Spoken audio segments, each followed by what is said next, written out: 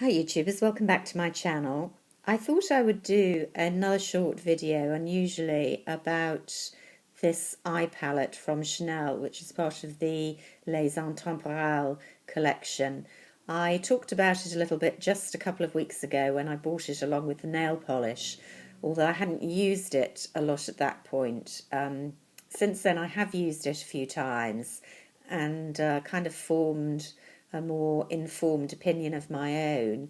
But the real reason I'm talking about it in its own video rather than waiting for a favourites video to talk about it with other products is really because there are a lot of negative reviews about this palette out on blogs, I've noticed, and at the risk of being a real Chanel apologist, because I do like a lot of their makeup, I thought I'd just give my views. I can understand a lot of the criticisms about this palette, and I don't think it's the palette for everyone, but I wanted to say what I found out about it that I like. And I suppose that really depends on what you're looking for in a palette, really. One of the main criticisms of this palette is that its colours are very sheer and not densely pigmented, and that's a justified criticism in my view. I showed it swatching on the arm last time, and I've done some finger swatches again. I haven't swatched the black because that's not colour I use at all, and black's black. But you can see there that the yellowy gold and the pearly white, both almost too faint to see on my arm, and the plummy purple and the greeny grey, again quite faint, although not particularly so, given those are just finger swatches. But they're not densely pigmented shades. And the other point to make, which I think is a justified criticism, is I'm told, I haven't actually read this myself, and it's certainly not on the box as I read it, but that some of the PR descriptions of this palette described the colours as jewel-like and bright, particularly this green one. They said it was a bright green. I mean, that's manifestly not the case. These are muted shades, and as I say, the pigmentation of those muted shades is not dense. So you would be very misled if you read those descriptions and bought this palette on that basis.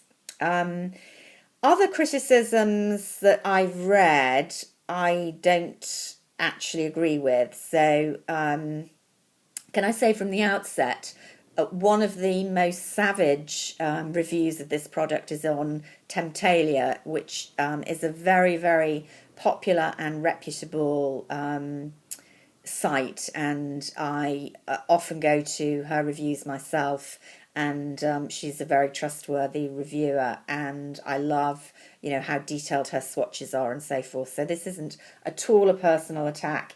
This is people have their own opinions, but it is probably the most savage review I have ever read on her site of any product, damning on every kind of level, and that's pretty unusual because I've seen pretty crummy products as well as really good ones get reasonably rounded reviews on there. So if I read that and I didn't have the product, I would think, my God, this must be a really terrible palette to have got that review. And one of the points she makes is that these colours don't last. They fade very quickly, and they're no good without a primer. Now, 2 points out of that: I never ever wear a primer with my eyeshadows. I do, however, always wear, or generally wear, a cream base, like the Tom Ford cream eyeshadow, which I have been wearing with this. I've been wearing this shade, which is Gilt or Escapade or Pink Haze with it. But I wouldn't dream of wearing any powder eyeshadow without, in my case, a cream base or a primer, if that's what you prefer wearing. So I don't really think that's a terribly fair test of longevity, because I don't think many eyeshadows last without some form of base or a primer. And And with that cream base in my case, I have to say these shadows last really, really well on me, better than many brands. A good 8, 9, 10 hours. That I will say there's a bit of migration of the glitter below the eye, but otherwise they wear really well and certainly don't crease. So I'm surprised about that, but I do know that, eye products last very differently on different people. So that's the first thing. The second thing I would say about this palette, fair enough, the colours are sheer, and if you're not looking for that or not expecting that, then you're not going to like this palette, and that's a fair point to make. But actually, I think it has its positives. For me, because I have a very hooded eye, and I'm a bit older, and so my naturally hooded eyes now have a certain amount of crepiness as well. When I do a full eye makeup, I have to create a false socket line. And that's quite difficult for me as a non-professional makeup artist because I'm actually colouring in where there isn't a natural socket.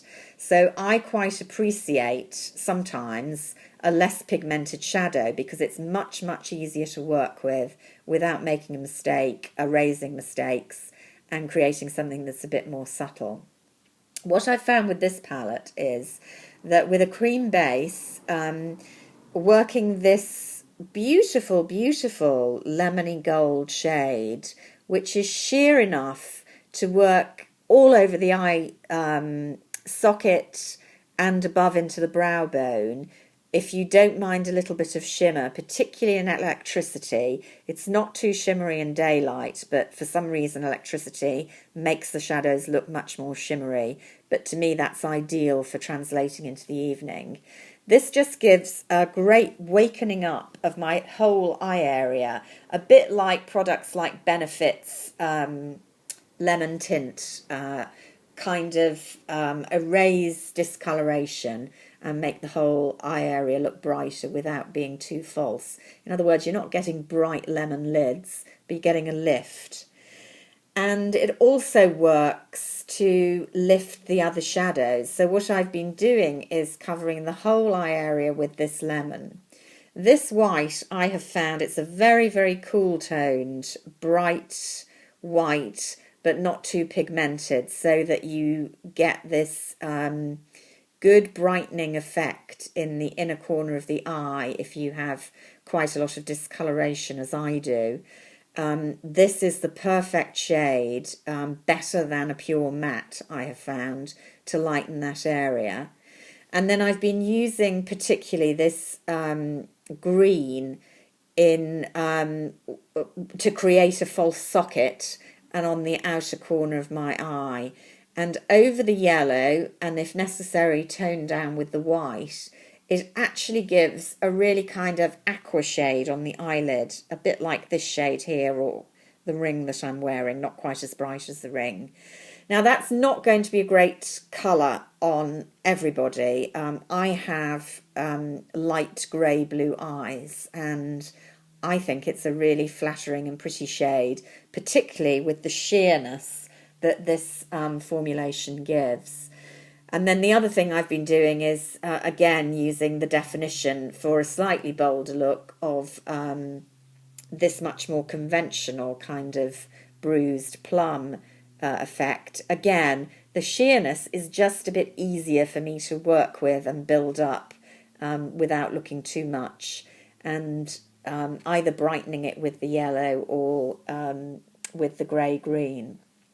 So I suppose what I'm saying is my personal experience is that the criticisms about patchy application and about lack of longevity of this shadow on the lids is not borne out. I've found exactly the opposite. They are easy to work with, easy to build up, and they last a long time. The criticisms about lack of pigment are absolutely justified. Similarly about lack of brightness, absolutely justified. These are not bright shadows and they're not pigmented.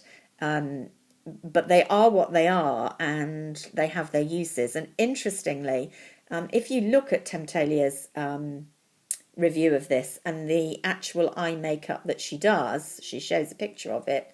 To my way of thinking, it's a beautiful eye makeup. So, it's all a matter of taste, isn't it, really? I think it's a beautiful effect. So, I've mentioned Temptalia, and as I say, it's absolutely not a personal criticism of her because I really love her website. I just thought it was interesting how negative that review was. There are lots of other reviews that have been quite negative as well.